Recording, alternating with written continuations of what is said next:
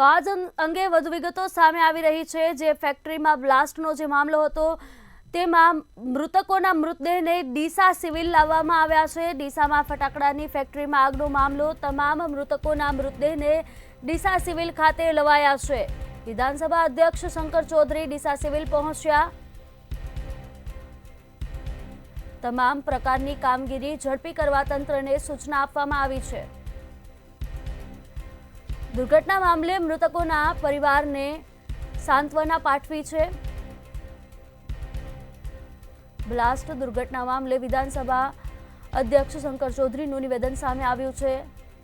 राज्य सरकार द्वारा तपासना आदेश अपाया है तेवुं तेमना द्वारा जणाववामां आवी रह्युं छे। दुर्घटना में अत्यार सुधीमां 19 लोकोना मौत निपज्या छे।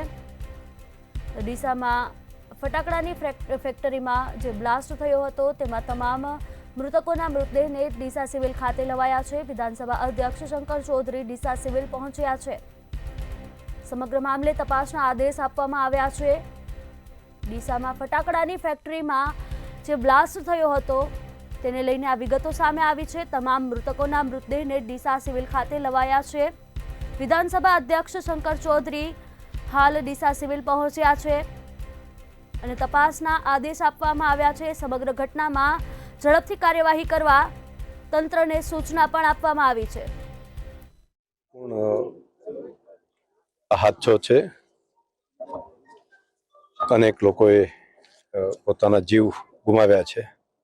होस्पिટલની અંદર જે સારવાર લઈ રહ્યા છે તેમને સારવાર માટેની સૂચના બધી માનનીય મુખ્યમંત્રી શ્રી કક્ષાએથી પણ અપાઈ છે અને અહીંયા ડોક્ટરની મિત્રો અહીંયા અને પાલનપુર બંને હોસ્પિટલોમાં સારવારની વ્યવસ્થા કરી રહ્યા છે। बहु दुखद आ घटना है।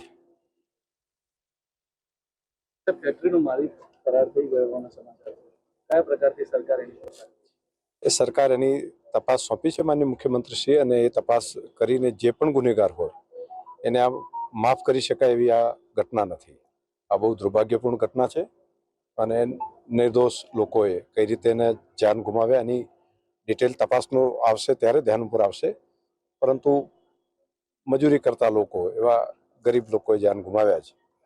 એટલે અત્યારે હાલ તો તાત્કાલિક જે હોસ્પિટલમાં છે એમને સારવાર આપવી અને બહારથી અંદર જે દટાયેલા હતા એ બધાને બહાર કાઢવા, આ બે કામ સૌથી પહેલી પ્રાયોરિટી તંત્રએ કામ ઉપર લીધું છે।